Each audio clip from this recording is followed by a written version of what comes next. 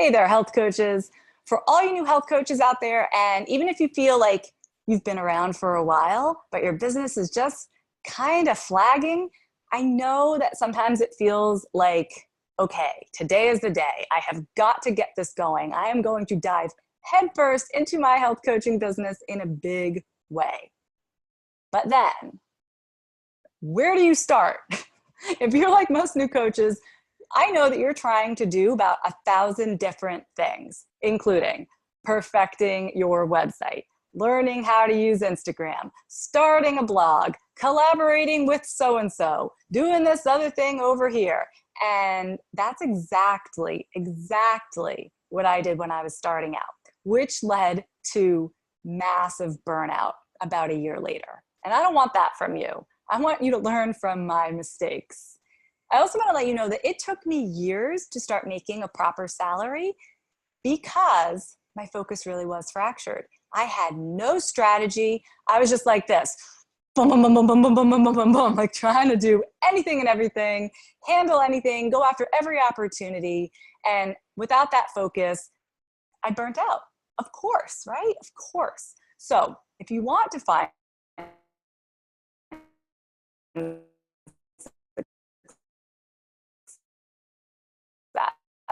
where should you find and painfully than I did, where should you get started? That's what we're going to be talking about in today's episode. Now, if we haven't met before, my name is Michelle Fennickhausen. I've been a health coach with my own private practice for the past 10 years. I act as a mentor for my fellow health coaches, that's you, and I'm also part of the curriculum at the Institute for Integrative Nutrition. And before we get into today's topic, I want to give a great big virtual hug to Claudia, who left this review on iTunes. She said, Michelle, her podcast and all of the content and programs she creates are extremely informative in a very fun and inspiring way. She helps us health coaches to not only become better business owners, she also teaches us how to get out of our health coaching mindset where necessary and into the mindset of the clients and what speaks to them. Michelle is on top of her game. Her content is up to date, even ahead, and she only provides quality content. When I struggle, I ask myself, WWMD, what would Michelle do? And I know the answer, or I take advantage of the incredible Health Coach Power Community Facebook group to move forward. Applying what I learned from Michelle made me a much more successful and confident health coach. Thank you, Claudia. That is amazing. And here's why I really appreciate this review.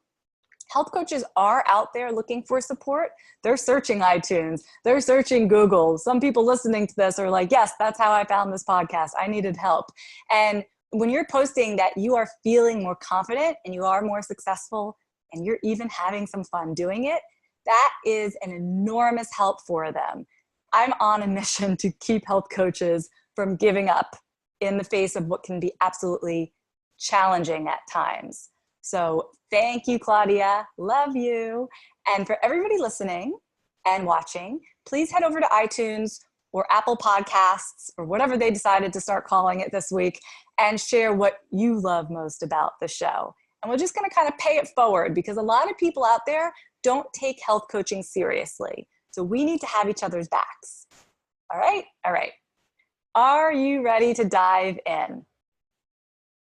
Here's our first question. This is our big question of the day from Shannon. Shannon said, I need to find clients, attract clients, get myself out there to get clients. I finally joined Instagram and I'm updating my website. Thank goodness I started all of this stuff even when I was down and out with my health. I need to contribute to my family finances now. Where should I start? I'm getting out in my community more, spreading the word about what I do, posting on my blog, Facebook, Instagram. I joined FullScript and Practice Better. Next step, find more clients. Please share ideas. I'm going to join HPU soon, and that stands for Healthy Profit University, which is my online program. And Shannon says she wants to put together an online course as well as group coaching, but how to get there is the biggest question. Shannon, you got a lot of questions going on here. We're going to try to break it down, okay? We're going to try to cover as much of that as I can.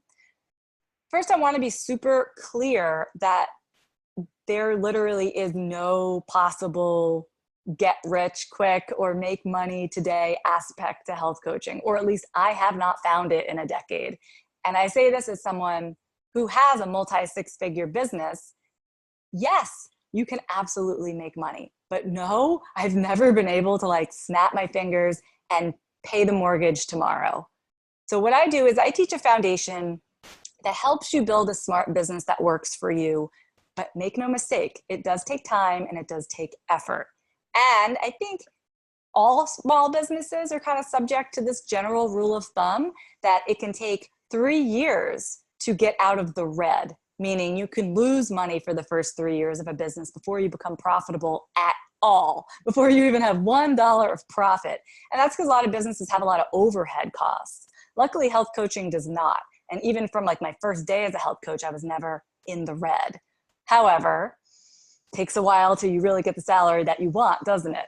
So let's talk about how to make that easier, because Shannon, if I can help you make the most of the time and the effort that you're putting in, I'm going to be really happy. The worst is when you're putting in so many hours, so much of your energy, and you're just kind of running yourself in circles. That's the worst. I don't want that for you. I don't want it for anybody. So here's what I think about your situation. If you don't mind me giving my 2 cents.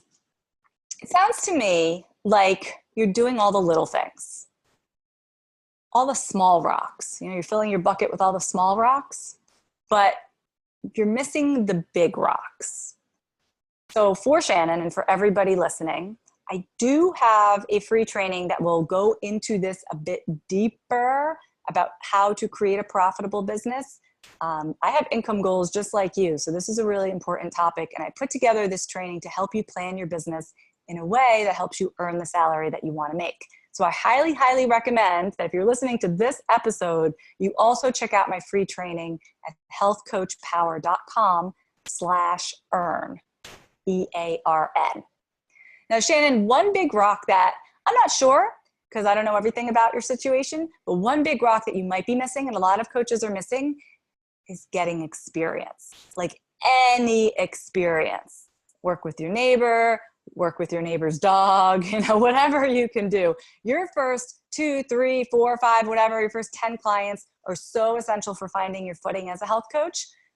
And you got to get testimonials, right? You have to have some case studies and testimonials to show prospective clients, and those will come from your first round of clients as well. So I call this the low-hanging fruit. Your first clients are probably going to be people that you already know, you're already acquainted with. Now, inside Healthy Profit University, which we mentioned just a second ago, I help my students to reach out and get this experience right off the bat, because I believe it is so needed before we get into any fancy footwork, any marketing techniques, blah, blah, blah. Now, I do want to talk about the flip side, because some of you listening are going to be like, oh, I already have my first 5 clients, my first 10 clients. This is easy. You know, this is no problem to get clients. Sometimes that happens, and coaches feel like, you know, they got this. Like, what's so hard about building a health coaching business? They already got like their first 10, 15 clients. But what often will happen is they quickly run out of the people in their current circle, and then they're left kind of having to do what every health coach has to do: strategically expand your circle to find more potential clients. So you might be in the first category where you don't know where you're gonna get those first clients, and you're gonna have to like ask and talk to like your college roommate, your old college roommate who said she's really interested in what you're doing, and let her know when you're ready to take your first clients. Call her up. You know, you might have to really try for this. Other people, it's gonna come easily, but at the end of the day, we're all gonna be in the place where, okay, now we have to start growing. So how do you do that? Here's what I recommend. Here's what I teach. The first thing that like every health coach is not doing, no, I hope some of you are, especially if you've been listening to this podcast for a hot second, you need to define your business model. You need to have a business model. It's like a business plan, but not as complicated as you might think. It's pretty simple. Who do you serve? Specifically, who do you serve? What problem do you help that person solve? One problem, one big problem. And how do you make money? Especially that last one. How do you make money? So in other words, you need a strategy, and it should make sense on paper. Even if you haven't, filled your whole coaching roster, you should be able to see that if you got this many clients and they were paying you such amount, you'd be making the salary that you want. So how do you get there? Well, once you know who you're serving, what problem you solve, and what you're selling them, then you can start with the second big rock, which is building a mailing list. Yes, your mailing list. That's what you need when you're starting out, people. You don't need a website. You don't need Practice Better right off the bat. I mean, it's nice if you have it, but you don't need it. You don't need to be figuring out Instagram, but you do need a mailing list. And it is miraculous to me how many times I can speak these words, and yet every time I talk to a new coach, I'll say, so have you set up your mailing list? And they're like, no. I'm like, okay, I'm gonna say it again. So it's really simple. You don't need Infusionsoft. Actually, if you're not sure which email service to use, you can go back to episode number 61. That's where we discussed like choosing the right email marketing tool, and you can suss it out from there. But do start with that first. Do not skip to the website. Do not skip to the client management software. You need to build a mailing list. And last, the next, like the really big rock, the one that we really came to talk about today, is selling, right? You want to make money by selling to your mailing list. Yes, sometimes you will meet someone through social media and they will give you a call and do a consultation and they'll become your client. But by and large, it is your mailing list that allows you to continuously make sales, not just today or tomorrow, but over time. Your mailing list is something that you own, which makes it very different than a social media audience, which you do not own. So you want to be very careful in building your business that you build an audience that's yours forever, unless they unsubscribe. And those are people that you have to sell to, this year, next year, and the year after that. So when it comes to how to sell, it's kind of like an art and a science to this. And I teach this more in depth inside Healthy Profit University, but you see it done out there, right? I know you have. You see coaches holding webinars to sell their programs. You see coaches offering free consultation calls, etc. These are all techniques that they can work, they cannot work, they will never work if you haven't taken care of the previous couple steps. If you don't know who you're serving, what big problem you're helping them solve, and if you haven't built a mailing list, then you can hold a webinar from now till kingdom come. You're not going to get very many clients. So kind of the stuff we've been talking today really goes in order, and I want you to consider not skipping steps. The opportunity to earn is there, I assure you. Sometimes it's going to be right away. That college roommate who wants to pay you today and get started tomorrow. Sometimes that happens. The opportunity is definitely there as you build your mailing list, but you have got to lay the groundwork first. And for anybody interested in seeing like how the numbers can actually add up on paper, sometimes it's just really helpful to be like, oh, I get it. If this happens in January and this happens in February, like I can see how by December I will have earned a decent salary. Again, check out my free training. It's at healthcoachpower.com/earn, E-A-R-N. Okay, any questions about what we've talked about so far? Please just hit me up in the comments.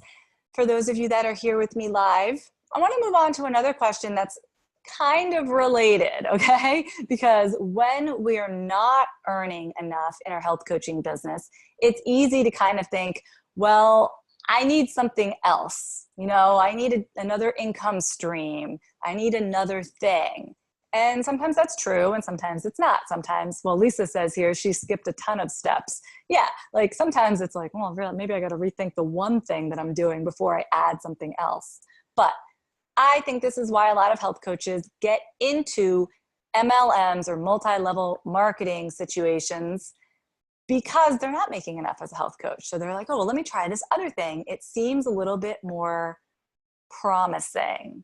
I'm not going to say that they necessarily are promising the get rich quick thing, but I think it feels appealing for a lot of reasons when you're not making enough money as a health coach. So anyway, this is a question that came from Krishanda. She said, how do you position yourself as a health coach who also offers supplementation or whatever you're selling with your MLM? How do you position those services as a health coach versus being a network marketer who also happens to be a health coach? And then she said, disclaimer, I know Michelle is not really a fan. I thought that was so funny. Krishanda, you know, it's not really that I'm not a fan. It's that there's two different business models, right? Like, this is how I see it. One is, let's pretend that we're in the restaurant industry, not the health coaching industry or the wellness industry, but we're going to open up a restaurant. So I could open up a deli. Let's call it Michelle's Deli. It's my name on the building. I make whatever sandwiches, whatever the heck I want in my deli. I use whatever recipes I want. I source my ingredients from wherever I want, right? I set the prices, whatever. It's all up to me. That's one kind of business model. And I think we can all think of restaurants that are like that. You know the owners, they built this thing from scratch. This is their business. So to me, that's health coaching. When you are just like purely a health coach, that's what you do. You set up your shop the way you see fit. You serve your clients the way you think they need to be served, and you make money the way you want to make money within that shop. But you can choose a different business model if you're going to open up a restaurant, right? You could choose to open an Applebee's, right? Lots of people are doing that, or TGI Fridays, or a McDonald's, or I don't know, Chipotle or something. In other words, a franchise where the business model is already set for you. The product is already created. The prices are set. It's a restaurant, the menu is already there. You're not making any choices. You're probably not even allowed to make any choices, or very few, as to how you present this brand. So you're actually, yes, you own the franchise, but you do not own the brand or the overarching business. And to me, that's sort of like aligning yourself with the MLM, where you are helping this larger company sell their products. And yeah, they've already done a lot of the heavy lifting for you. They probably have huge teams of people figuring out their marketing strategies and how they're going to make billions and billions of dollars this year. And you're going to be a small part of that. Totally legit. I got no beef with anybody who wants to open up an Applebee's. I'll never actually eat at an Applebee's, and I'm sure most of you wouldn't either, but hey, that's just a health coach preference, we'll call it. But my point is that it's not like one is bad or one is right and one is wrong, or one is bad and one is good. It's just that they're totally two different business models. And when I see health coaches getting into MLMs, I see one of two things happening. So one is that they really are offering like Michelle's Deli, it's really their own business, and they are independent, and they're remaining independent. They're working with their clients to serve their clients the very, very best that they can. And if they sell like essential oils or supplements, they're kind of doing it on the side. It's just like a little thing that they do over here. So maybe to like their friends, maybe once they have clients, if their client expresses a need, they're like, oh, here's a supplement that might work for you, blah, blah, blah, whatever. And that might be through the MLM, but they keep it kind of like quiet. And they're not making a living selling this stuff. They're probably not doing it the way that their upline wants them to, but they're doing it probably because they get like a little discount on whatever the product is, and they're buying it for themselves. So it just makes sense to join the company in this way. So that's fine, totally fine. That being said, I don't know if it's worth it. Maybe it is. You'd have to run the numbers. Is it worth even bothering with this other thing and this association with this other company so that you can make an extra $20 a month? Maybe, maybe not. So that's one way that I see health coaches balancing the two things. And that to me is sort of like if I ran a deli, but then I had like, what would I have in my deli? Harmless Harvest coconut water, in the refrigerator case. Now that's a brand that I would be selling, right? And I'm going to make a profit off of it, but that's not my whole brand. That's just like one little product on the shelf. I'm not pushing it. I'm not representing myself as being part of Harmless Harvest. It just happens to be a brand that I choose to stock in my shop. So I think that is one way that you can combine an MLM or affiliate marketing, if you're an affiliate marketer with a particular brand, with your larger business, which is health coaching. The other way that I see health coaches go is more like this. They're like, I'm not making enough money. This stinks. Oh, I could get involved with Beauty Counter. Or, oh, I could get involved with Young Living or whatever. My friend made $1 million doing it. Let me just try that instead. And they really take that on. I know some people who do it really, really well. They're 100% authentic about the products that they're selling. They're not always asking me to join their team, which I really appreciate. And they're putting out good content. My friend Panina works for Beauty Counter, and she has a great Facebook group all about reducing harmful chemicals in like your family life. It's a wonderful group to be a part of. The other day they were talking about how a bat house, if you had a bat house like on your property, bats get rid of mosquitoes, so that eliminates the need for, spraying off all over your body. Anyway, I don't know if that's true about the bats, but that was like giving me some great value for being part of her group, even though I have never bought anything by Beauty Counter. So I think that there's a way to really represent yourself authentically, and the people who want to hear your message and they want your products, they're going to buy them. So that seems to be like her main thing now. And I know some people who make their MLM their main thing are doing like a little health coaching on the side. So if you buy their products, maybe they're also offering you some coaching along with it. I'm not really sure how that works. What I have heard is that the coaching is usually free when you buy products from them. So, that's the thing. I don't see coaches who are in the middle. I see it flipped like 90-10 this way, where it's 10% MLM, or I see it flip the opposite way, 90-10, where it's 10% health coaching, 90% MLM. I don't know of anyone who has like a 50-50 split in their business. I'm sure somebody's out there, but I think it either can play a very small role or it takes over your whole business. And that's what I have to say about that, Krishanda. I hope it works out for you, whichever business model you choose. All right, here's a question that came from Donna. And Donna said, I'm a newbie. I need some advice. One of my potential clients has a son who's on an elimination diet. And this is the text that she sent. Hey, Donna, my son was diagnosed with something I can't pronounce. I have to do the 6-food elimination diet. What are good substitutes for eggs and milk? He's allergic to rice, wheat, corn, eggs, seafood, all nuts, oats, and milk. Whew. All right. Well, Donna, I know you got some good answers inside the Facebook group of people being like, oh, you can substitute this for eggs or whatever. But I just wanted to like back up the truck for a second and read again that first line of your message you wrote. You need some advice about one of your potential clients, ding, ding, ding, who has a son who's on an elimination diet.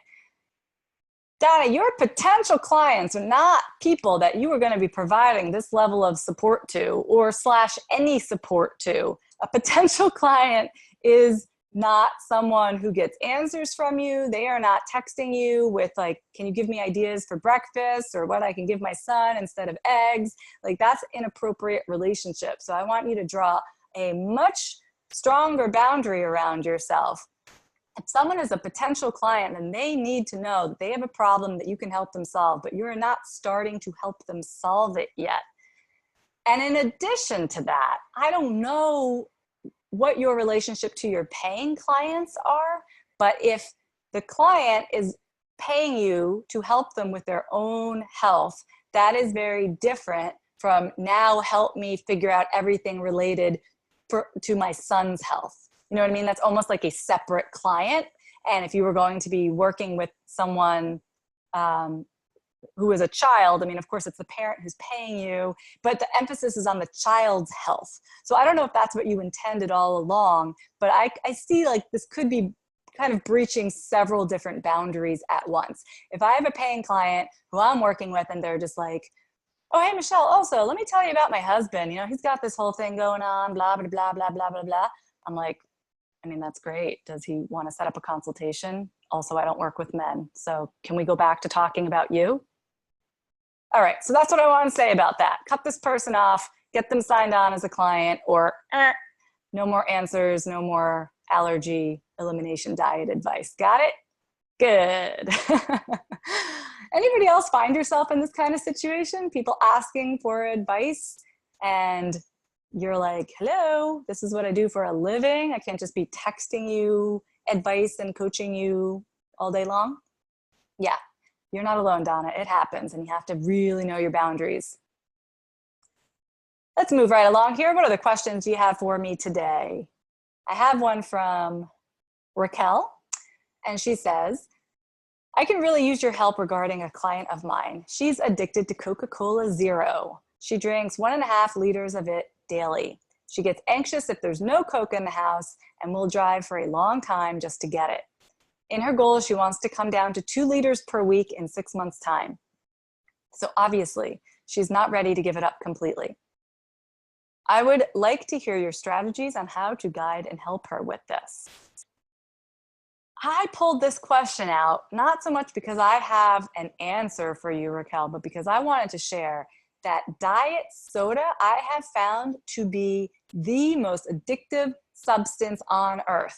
Not through my own experience. I don't think I've ever had a sip of a Diet Coke in my life, but clients I work with, they'll stop drinking coffee. I mean, it's hard, but I can get people off coffee. I can get people to cut back or like reduce the alcohol they're drinking. I can get people to cut sugar. I can get people to do all kinds of things eventually, right? If they want to make change in their lives. I have got to tell you that getting somebody off Diet Coke is about the hardest thing you can be up against.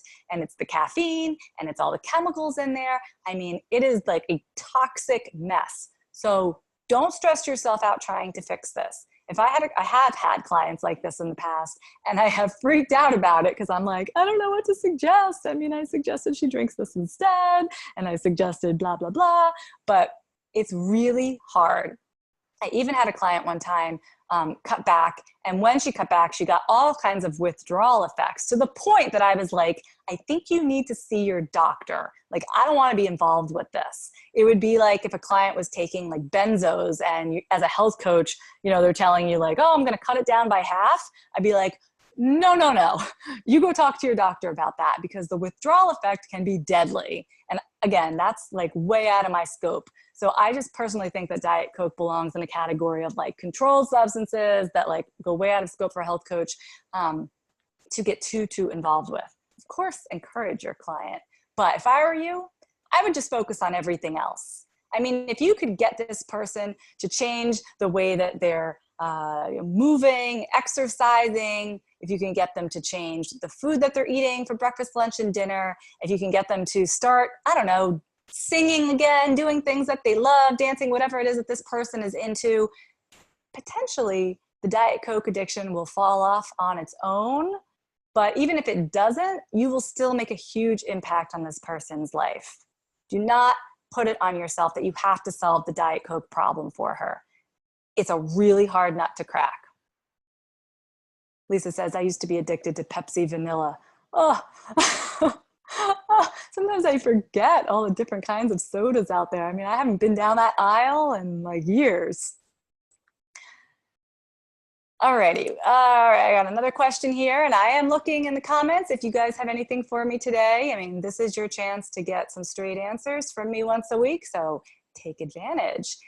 And for everyone listening, if you haven't joined our group yet, why not? Head over to healthcoachpowercommunity.com. You can join in on these Q&As live every week. Plus, we got lots of other great stuff going on in the group. You can ask your questions, and I would like to see you there. Here's a question from Jordan. Jordan said, my computer is on its last leg, and I'm wondering what to get next. What do all of you use for your health coaching practices? A laptop, a tablet, what brand? I currently have a very old MacBook. What do you guys use? I don't think there's any like one answer to this at all. And I've often wondered, I wonder if I could run my whole business from a tablet. Maybe, although I do a lot with video. So I'm constantly like downloading big video files, and I do a lot in Photoshop because I used to be a graphic designer. So I have a lot of Photoshop files. So I don't think I could do everything on a tablet. But if you're not doing a lot of heavy lifting in terms of like big files, if you're just basically someone who's using like a Google Doc for your text documents and something like Canva for your artwork, you very well may be able to get away with just a tablet. Anyway, I have a MacBook Pro. I am a Mac girl, an Apple girl, up, down, and sideways. So I will always have an Apple product. That just comes from having a background in graphic design. It's what I've always used. And what I love about them is that they just work. They just work. They don't break. I've never had a problem. I had my last laptop for like 9 years, and then I finally upgraded just because it was getting old, not because it didn't work anymore, but it just wasn't keeping up with some of the newer software, and it didn't have enough space on the hard drive. And that's it. Otherwise, I probably would have kept it forever. So I just use a MacBook. And then I do have a second monitor, which you didn't ask about, but I know I mentioned this from time to time. If you're going to be doing anything like what I'm doing right now, a Facebook Live or webinars, any kind of online presentations, it can be really helpful to buy a second monitor. And that does not have to be an Apple product. I've got to tell you, it's a much cheaper product and it does just fine for this purpose. Just got to keep all my little presentation boxes and everything I need out in front of me. So it works, and it doesn't have to be a Retina screen or anything like that. Amanda said, I followed your advice to get testimonials after my group program, meaning I wrote it up and asked them to revise it, and it was crickets. Oh no, Amanda, why do you think that happened? She says, how many times should I follow up? Well, I don't know how you did it. Typically, if you do something like if you send it out to like a group, like a mass email, you're less likely to get a response. If you reach out to people individually, you're more likely to get a response. Sometimes people are more responsive over Facebook Messenger versus email. So I don't know, but I would definitely follow up and try to make it, whatever you did, try to make it even easier. So if I say something like, hey, can you answer these questions for me? Or hey, could you write something up about what you got out of doing this program with me? That's when I'll often hear crickets, not because people don't want to provide a testimonial, but because it just sounds like work. But if you make it sound super, super easy, like you write it up and you're just like, just write back yes or no. Maybe you're more likely to get a response because they're like, oh, I literally just have to type 3 letters. People are funny, right? Candace says, I just joined, so I'm not sure if this was asked, but what are 5 things a brand new coach could do this week to jumpstart their coaching business? Oh, what a well thought out question, Candace. I should have answered that up front when we started talking about the big rocks. You know what, if you weren't here for the beginning of the episode, go back, because we talked about four big things that you need to do. I don't know if they're this week, but 4 big things that you need to do to jumpstart your coaching business. And if I had to add a 5, I would add blocking off an hour of your day in your calendar every work day so that you can eat and shower. Because it is so easy when you get working and you're working for yourself and steam is just coming out your ears, and you're on that laptop that we just talked about, it's easy to say, oh my God, I never took a shower today, or I never ate lunch. And it's the worst when you're a health coach and you're forgetting about your own self-care. So I'll make that number 5 for you. Now, hey, you guys, next week, we're going to have a very special guest on the show. And I don't usually have guests, but we're going to make an exception because I want you to build your business, of course, but I also want to help you build your skills as a healer. So definitely be sure to join us in the Facebook group next Tuesday at 3 p.m. Eastern Time as we record. And if you can't be there, just keep an eye on the podcast. It'll be the next episode that we release. It's going to be a super, super fun one. And in the meantime, keep asking great questions. I will keep answering them. And remember, if you need to get your business going, something you can do this week or right now is start with my free training at healthcoachpower.com/earn. And I will see you next time. Take care, everybody.